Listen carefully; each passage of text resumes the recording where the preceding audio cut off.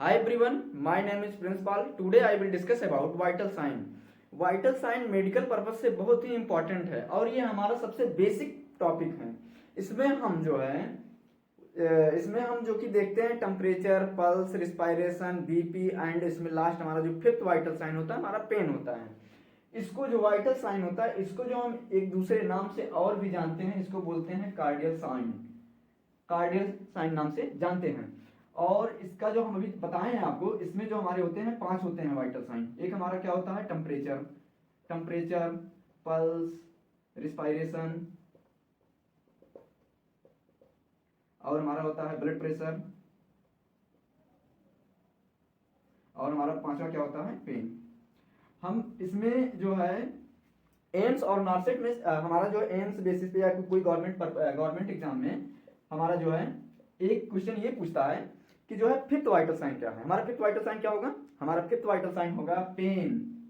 ये पूछा जाता है, पूछा गया भी है, तो ये जो है हमें थोड़ा ध्यान देना है। 4 और 5 ये तो हमारा हो गया एक नॉर्मल, जो कि रूटीन में जो है चेक करते हैं हमारा क्या, ये ऐसे नॉर्मल। अगर देखा जाए कोई इमरजेंसी में पेशेंट आता है तो उसका जो है टेम्परेचर, पल्स, रिस्पायरेशन सबसे पहले क्या चेक करेंगे? अगर कोई इमरजेंसी में आता है तो सबसे पहले हम क्या चेक करेंगे? सबसे पहले हम चेक करेंगे पल्स, फिर उसके बाद में रिस्पायरेशन, फिर उसके बाद में हम क्या चेक करेंगे? पल्स, रिस्पायरेशन, फिर उसके बाद में हम चेक करेंगे बीपी, फिर चेक करते हैं हम टेम्परेचर। ठीक। अगर कोई छोटा सा बेबी है तो हम कैसे चेक करेंगे? सबसे पहले क्या चेक करेंगे? अगर कोई सबसे छोटा बेबी है तो उसमें हम क्या चेक करेंगे? इसमें हम देखेंगे बच्चों में जो है सबसे पहले रिस्पायरेशन पहले हम रिस्पायरेशन देखेंगे, फिर हम पल्स देखेंगे, फिर टेम्परेचर देखेंगे, फिर उसके बाद में क्या देखेंगे? ब्लड प्रेशर देखेंगे। ठीक। देखो सबसे सिंपल चीज क्या है, इमरजेंसी में कोई आता है तो उसका हम सबसे पहले पल्स देखते हैं। न्यूबॉर्न में हम सबसे पहले रिस्पायरेशन देखते हैं। इसको हम न्यूबॉर्न में याद करने हम कैसे याद किए हैं? हम ऐसे याद किए हैं क्योंकि न्यूबॉर्न है तो उसका पल्स तो इजीली मिलेगा नहीं, तो ये दिमाग में रख लो। तो पल्स इजीली मिले तो हम क्या चेक करेंगे? रिस्पायरेशन। यानी इसमें पल्स चेक करते हैं तो इसमें रिस्पायरेशन। सिंपल सी बात है। चलिए तो फिर हम शुरू करते हैं नेक्स्ट टॉपिक, जो कि हमारा इन 5 को हम कंप्लीट कराएंगे आपको इसमें। और हम आपको जो है टारगेट हाई और पीआर यादव से जो कि इंपॉर्टेंट क्वेश्चन जो कि हमारे वाइटल साइंस रिलेटेड जो भी पूछे गए हैं उसको भी हम कवर करेंगे साथ ही साथ। तो सबसे पहले हम अपना शुरू करेंगे रिस्पायरेशन। चलिए फिर हम शुरू करते हैं रिस्पायरेशन। रिस्पायरेशन में देखो रिस्पायरेशन होता क्या है? रिस्पायरेशन देखो, inhalation and exhalation is also known as respiration. Simple सा है।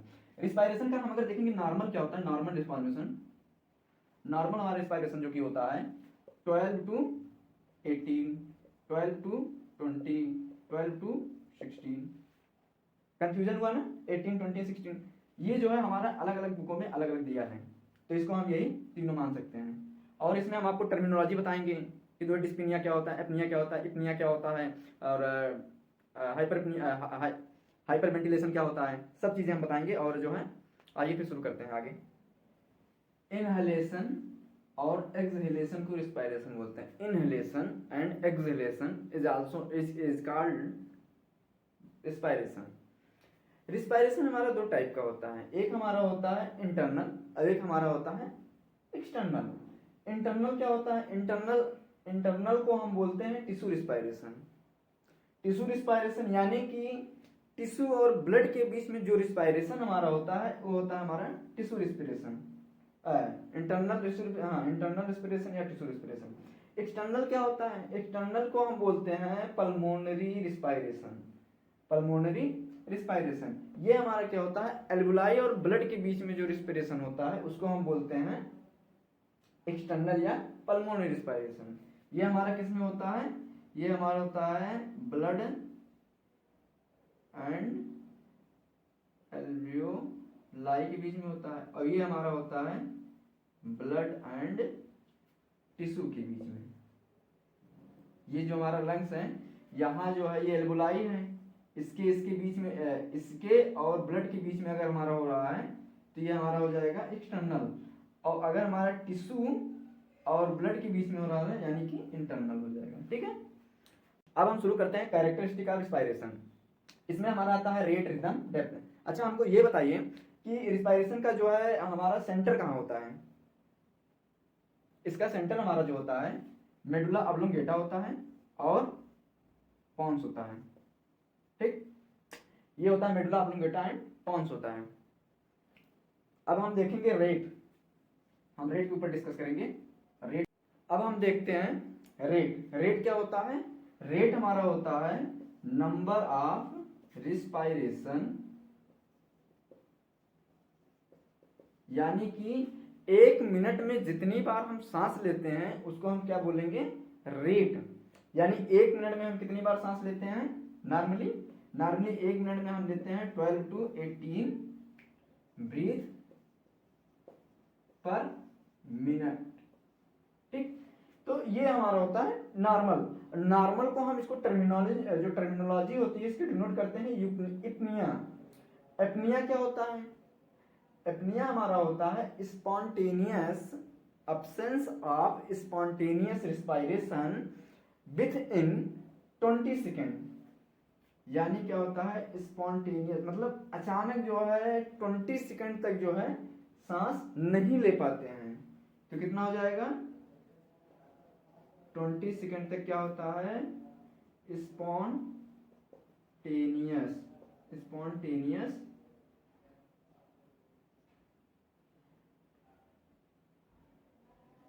absence of breathing. ठीक, और हमारा टैकीपीनिया क्या होता है? टैकीपीनिया हमारा होता है रिस्पायरेशन इंक्रीज 20। ठीक है, 20 ब्रीथ पर मिनट। और हमारा ब्रेडीपीनिया क्या होता है? ब्रेडीपीनिया हमारा होता है बिलो द 20 नहीं 10 ब्रीथ पर मिनट। ठीक, अब हमारा रेट के बाद हमारा क्या आएगा? रिदम। अब हम रिदम देखते हैं। हाँ, और एक चीज बताना था, इसमें हम जो ये हम लोग ये देखे हैं ये न्यूबॉर्न का नहीं है, नियोनेट का नहीं है, ये हमारा है अडल्ट पेशेंट का।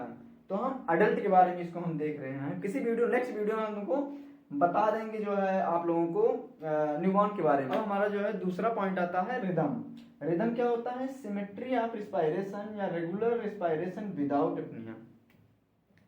यानी कि जो हम सांस लेते हैं, जैसे कि सांस हम लोग लेते हैं तो एक सीक्वेंस में लेते हैं, ना कि जो है अगर मान लीजिए दौड़ रहे हैं तो उस हिसाब से हम जो है रिस्पायरेशन यानी सांस लेते हैं, ना कि अगर दौड़ रहे हैं तो बैठने वाली जो है तरीके से जो कि हिसाब लेते हैं। उसका बैठने वाला जो सांस लेते हैं वो अलग होता है, दौड़ने वाला सांस अलग होता है। उसको क्या बोलते हैं हम? रिदम।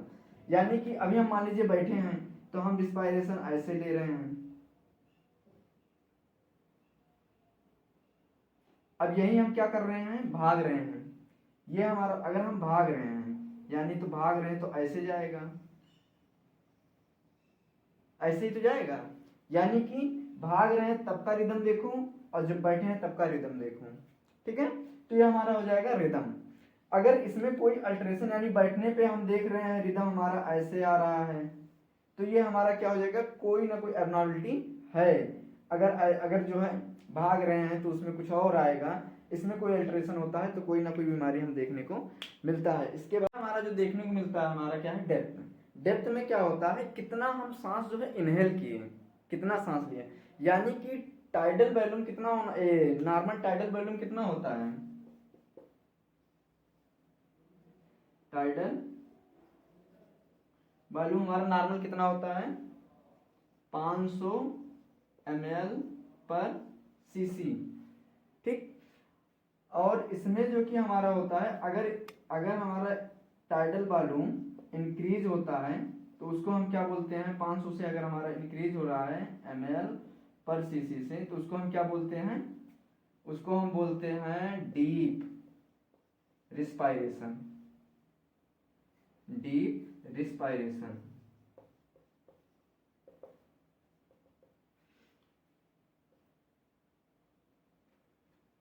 और अगर यही टाइडल वॉल्यूम डिक्रीज हो जाता है तो उसके हम बोलते हैं, ये बढ़ जाता है ये हमारा घट जाएगा ml पर cc से, तो इसको हम क्या बोलते हैं? इसको हम बोलेंगे shallow, SLO SALLOW, shallow respiration. ठीक, ये हमारा हो जाएगा डेप्थ। ये हमारा डेप्थ तीनों कंप्लीट हो गया। अब इसके बाद में तो हम देखते हैं अल्ट्रेशन ब्रीदिंग पैटर्न। सबसे पहले हम देखेंगे ब्रीडीपीनिया। ब्रीडीपीनिया क्या होता है हमारा, रिस्पायरेशन रेट कितना हो, रिस्पायरेशन रेट हमारा कितना हो, रिस्पायरेशन रेट अगर हमारा 20 से अबव जाता है तो हम इसको क्या बोलेंगे, ब्रीडीपीनिया, यानी पेशेंट जो है ब्रीडीपीनिया में चला गया। डिस्पीनिया क्या होता है, यानी कि डिस मतलब क्या हो जाएगा, डिफिकल्टीज इन ब्रीदिंग। ठीक, टैकीपीनिया हमारा क्या हो जाएगा, टैकीपीनिया हमारा हो जाएगा respiration below the 10 breath per minute. ठीक, और फिर हमारा आ जाएगा एपनिया। एपनिया मतलब क्या होता है, absence of respiration and spontaneous 20 second. Spontaneous मतलब अचानक 20 सेकेंड तक जो क्या होता है, रिस्पायरेशन हमारा क्या हो जाता है, रुक जाता है, यानी कि हाँ बंद हो जाता है। जैसे हम आपको बताए थे रिदम में क्या बताए थे, हमारा अगर बैठे हैं तो ऐसे आराम से चलते हैं, ठीक है, रिस्पायरेशन एक क्रम वाइज, एक क्रम में हम सांस लेते हैं। लेकिन अपनिया में क्या देखने को मिलता है, वो जैसे मान लीजिए यहाँ से यहाँ तक हम क्या लेते हैं 4 सेकंड तक, 4 सेकंड मतलब रुके रहते हैं, सांस लिए 4 सेकंड तक रुके। लेकिन अपनिया में क्या होता है 20 सेकंड तक या 20 सेकंड से ज्यादा, यानी जो ये हमारा 4 सेकंड है, ये 4 सेकंड ना होकर हमारा 20 सेकंड या उससे अधिक हो जाता है। यानी अगर सांस लेगा तो सांस लिया फिर रुक गया, फिर सांस लिया, ये हमारा क्या हो जाएगा, एपनिया कंडीशन। यानी इसको ऐसे जनरल फॉर्म में बोलते हैं एब्सेंस ऑफ ब्रीदिंग। लेकिन अगर हम बोलेंगे absence of breathing, absence of respiration, तो उसमें क्या हो जाएगा, ये तो ये बोल सकते हैं ना पेशेंट डेथ हो गया, अगर इसको डेथ हो गया तो हम इसको क्या करें, क्लियर मतलब क्लियर जो है इसको जानकारी रखना है एपनिया मतलब क्या होता है। फिर हमारा आता है हाइपर एपनिया। हमारा जो हाइपर एपनिया होता है, हाइपर एपनिया जो कि हमारा मतलब डीप मतलब डेप्थ, इसकी क्या होती है, इसका जो है ये डेप्थ इंक्रीज हो जाता है। जैसे कि हमारी बॉडी में जब ऑक्सीजन की कमी होती है या कोई बंदा जब भाग रहा होता है तो उसकी बॉडी में जो है हाइपोएक्सीमिया यानी कि ऑक्सीजन की कमी हो जाती है। उस कंडीशन में देखो बोलते नहीं हाफ रहा है, तो उसमें क्या होता है हाइपर एपनिया। उसकी क्या होता है, सांस लेने की जो सांस लेता है वो एक्सेसिव अमाउंट में लेता है, सांस भर भर के लेता है, एक्सेसिव अमाउंट में लेता है, तो उसको बोलते हैं हाइपर एपनिया। ये कंडीशन ये उस कंडीशन में हो सकता है, जैसे क्या होता है पेशेंट जब एनीमिया होता है, एनीमिया पेशेंट को होता है, या एनीमिया होगा यानी कि हाइपोक्सीमिया होगा, हाइपोक्सीमिया होना यानी कि क्या होता है हाइपर एपनिया, यानी कि सांस उसका क्या होगा, डेप्थ जो होगा वो ज्यादा लेगा, ऑक्सीजन जो रिस्पायरेशन ऑक्सीजन जो है ज्यादा लेगा, मतलब पूरा भर लेगा। और किस कंडीशन में देखने, कार्डियक, हाँ ठीक है। अब हम देखते हैं आर्थोपनिया। आर्थोपनिया क्या होता है, आर्थोपनिया अगर सिंपल सी भाषा में बता देंगे कि आर्थोपनिया में क्या होता है, अगर पेशेंट बैठा है या खड़ा है तभी सांस ले पा रहा है, अगर वो लेट जा रहा है तो उसको सांस लेने में दिक्कत हो रही है, तो ये हमारा हो जाएगा आर्थोपनिया। ये आर्थोपनिया ये कंडीशन अस्थमा पेशेंट को देखने को मिल सकता है, सीओपीडी यानी सीओपीडी यानी क्रॉनिक ऑब्स्ट्रक्टिव पल्मोनरी डिजीज में देखने को मिल सकता है, और सीओपीडी और हमारा क्या हो जाएगा, यह हार्ट फेलियर में भी देखने को मिलता है। ये हमारा आर्थोपनिया। अब देखते हैं हाइपरवेंटिलेशन। हाइपरवेंटिलेशन में क्या होता है, इसमें जो है रैपिड और डीप रिस्पायरेशन लेते हैं। इस किस कंडीशन में लेते हैं, उस कंडीशन में लेते हैं जैसे एंजाइटी और कोई पैनिक कंडीशन हो जाता है, ठीक है, इस कंडीशन में हम क्या लेते हैं, हाइपरवेंटिलेशन में चला जाता है। हाइपोवेंटिलेशन में क्या होता है, हाइपोवेंटिलेशन में जो कि हमारा एयर होता है वो हमारा लंग्स के थ्रू एल्वोलाई में कम अमाउंट में पहुंचता है, जिसकी वजह से हमें क्या देखने को मिलता है, हाइपोक्सिया देखने को मिलता है। एल्वियोलाई में पहुंचता है, इसके बाद हमको क्या देखने को मिलता है, हाइपोक्सिया नहीं होता है, हाइपोक्सिया देखने को मिलता है। और इसके बाद हाइपोक्सिया देखने को मिलता है। और हाँ अभी क्या बोले थे, हाइपोक्सिमा। हाइपोक्सिमा में क्या होता है हमारा, इसमें ब्लड में जो है ऑक्सीजन लेवल कम हो जाता है, उसे हाइपोक्सिमा बोलते हैं। और हाँ अब देखते हैं हमारा है स्ट्रोक रिस्पायरेशन। रिस्पायरेशन में हमको क्या देखने को मिलता है, डेप्थ, बट इसका जो है रेट जो है हमें डिक्रीज देखने को मिलता है। डेप्थ मतलब क्या बताए थे हम, डेप्थ मतलब बताए थे कि इसका जो वॉल्यूम होता है, जितना डेप्थ मतलब जितना गहरा सांस ले रहे हैं, सांस लिए तो इसमें क्या होता है 500 ml पर cc। इसमें क्या करते हैं, इसका हम क्या लेते हैं नॉर्मल, इसका क्या होता है वॉल्यूम होता है, ये नॉर्मल, इसका क्या होता है नॉर्मल वॉल्यूम इंक्रीज हो जाता है। और रेट जो है, रेट क्या होता है, रेट बढ़ जाता है, सॉरी रेट घट जाता है, रेट घट जाता है। इसमें जो है रेट क्या होता है 12 to 18, इसमें क्या होता है ये 12 से डिक्रीज हो जाता है। तो ये हमारा क्या हो जाएगा साइन स्ट्रोक रिस्पायरेशन। इसमें हमको देखने को मिलता है एल्कलोसिस। अगर एल्कलोसिस देखने को मिलता है यानी कि कार्बन डाइऑक्साइड हमको क्या देखने को मिलेगा, इसमें कार्बन डाइऑक्साइड हमको क्या देखने को मिलेगा, इसमें हमको कार्बन डाइऑक्साइड जो है, कार्बन डाइऑक्साइड में हमको अल्ट्रेशन देखने को मिलेगा। एल्कलोसिस होता है, अल्कलोसिस देखने को मिलता है, इसमें हमारा CO2 जो है अल्ट्रेशन देखने को मिलता है। और जो है हमारा इंक्रीज पीएच, इसका पीएच जो है हमको इंक्रीज देखने को मिलता है। इसमें कुसामोल्स रिस्पायरेशन में इसमें देखने को मिलता है इंक्रीज डेप्थ एंड रेट, इसमें हमें दोनों बढ़ जाता है। यानी कि इसमें क्या हो जाएगा 500 ml पर cc, ये भी बढ़ा देखने को मिलेगा। और 12 टू जो हमारा नॉर्मल होता है 18, ये हमारा 18 से इंक्रीज को हाँ ये भी बढ़ागा, यानी कि दोनों में बढ़ा मिलेगा। इसके बाद में हम नेक्स्ट टर्मिनोलॉजी पे आते हैं, हमारा जो कि बिटॉस रिस्पायरेशन। बिटॉस रिस्पायरेशन में क्या होता है, इसमें हमें इंक्रीज डेप्थ देखने को मिलता है। और इसमें हमें क्या देखने को मिलेगा